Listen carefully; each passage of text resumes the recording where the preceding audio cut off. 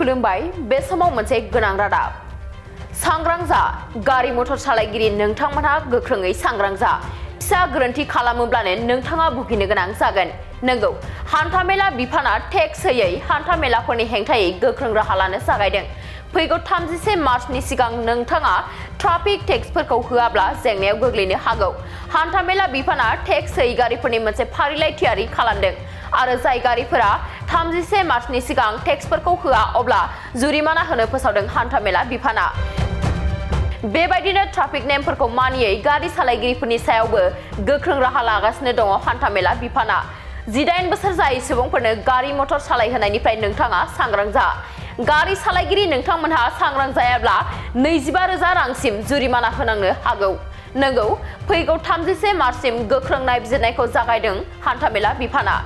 Helmet हमालासे bike एबा scooty सालायोब्ला नोंथाङा 1,000 रां जुरिमाना होनांनो हागौ लोगोसे नोंथांनि लाइसेन्सआ 3 दाननि थाखाय केन्सेल जागोन आरो लाइसेन्स गैयालासे गारि सालायोब्ला नोंथाङा 5,000 रां जुरिमाना होनांगोन नंगौ सीट बेल्ट गानालासे गारि सालायो एबा गाखोयोब्ला 1,000 रां जुरिमाना होनांगोन नोंथाङा गोबां गोख्रैथियाव गारि सालायोब्ला 2,000 रां जुरिमाना होनांगोन आरो इन्सुरेन्स गैयालासे गारि सालायोब्ला नोंथाङा होनांगोन जुरिमाना जुदि नोंथाङा मबाइल फन रायज्लायनानै गारि सालायनायनि हुदा दङब्ला थाबैनो गार नङाब्ला 5,000 रां जुरिमाना होनांगोन नंगौ मबाइल फन रायज्लायनानै गारि सालायनाय हमजायोब्ला नोंथाङा 5,000 रां जुरिमाना होनांगोन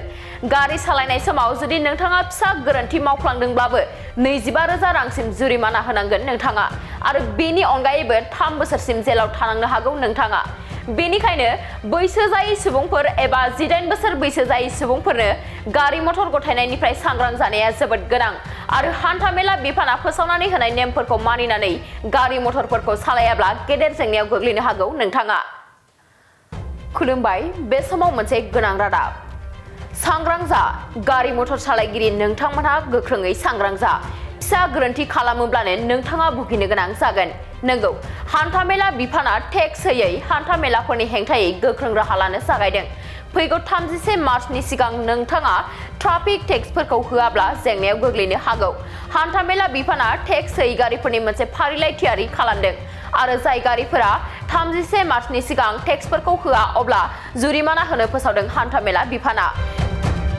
बेबायदिनो ट्राफिक नेमफोरखौ मानियै गारि सालायगिरिफोरनि सायावबो गोख्रों राहा लागासिनो दङ हान्थामेला बिफाना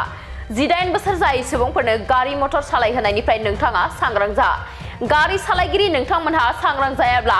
25,000 रांसिम जुरिमाना होनांनो हागौ नंगौ फैगौ 31 मार्चसिम गोख्रों नायबिजिरनायखौ जागायदों हान्थामेला बिफाना हेलमेट हमालासे बाइक एबा स्कुटि सालायोब्ला नोंथाङा 1,000 रां जुरिमाना होनांनो हागौ लोगोसे नोंथांनि लाइसेन्सआ 3 दाननि थाखाय केन्सेल जागोन आरो लाइसेन्स गैयालासे गारि सालायोब्ला नोंथाङा 5,000 रां जुरिमाना होनांगोन नंगौ सीट बेल्ट गानालासे गारि सालायो एबा गाखोयोब्ला 1,000 रां जुरिमाना होनांगोन नोंथाङा गोबां गोख्रैथियाव गारि सालायोब्ला 2,000 रां जुरिमाना होनांगोन आरो इन्सुरेन्स गैयालासे गारि सालायोब्ला नोंथाङा होनांगोन जुरिमाना जुदि नोंथाङा मबाइल फन रायज्लायनानै गारि सालायनायनि हुदा दङब्ला थाबैनो गार नङाब्ला 5,000 रां जुरिमाना होनांगोन नंगौ मबाइल फन रायज्लायनानै गारि सालायनाय हमजायोब्ला नोंथाङा 5,000 रां जुरिमाना होनांगोन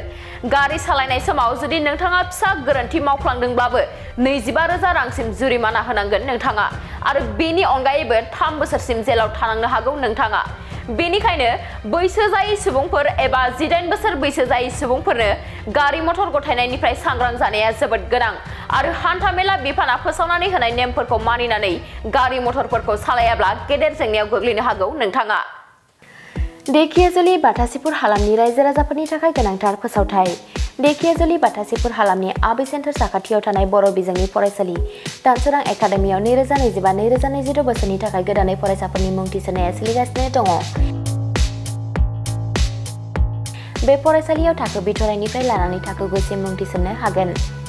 2020 मायथाइयाव गायसनजानाय बे दानसोरां एकाडेमियाव नोंथांमोनहा नांगौ रोखोमनि फोरोंथायनि खाबुफोरखौ मोननो हागोन जेरै फराफारि फोरोंनायनि अनगायैबो कम्पिउटार सोलोंनाय गेलेनाय आलादा थाखो फोरोंनाय जेरै इंराजि आरो हिन्दी आयदानि सायावबो जर'खायै फोरोंथाय होनाय जायो बेनि अनगायैबो हौवासा आरो हिन्जावसाफोरनि थाखाय आलादा हस्टेल थानायनिबो खाबु दङ बेजों लोगोसेनो फरायनायाव उन जानानै थानाय एबा गोसोआव लाखिनो हायै फरायसाफोरखौ आलादायै फोरोंनायनिबो खाबु होनाय जादों। मख'नो गोनांदि बिथराइ थाखोनि मुं थिसननायखौ बेसेन लायालासे थिसननाय जादों।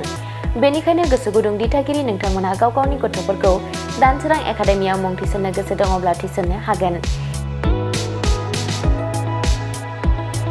दानसोरां एकाडेमियाव मुं थिसननो थाखाय नोंथांमोनहा 9704457550 एबा 88764802118 जानबुं अनजिमायाव फोनांजाब खालामनानै सुलाद लानो हागोन।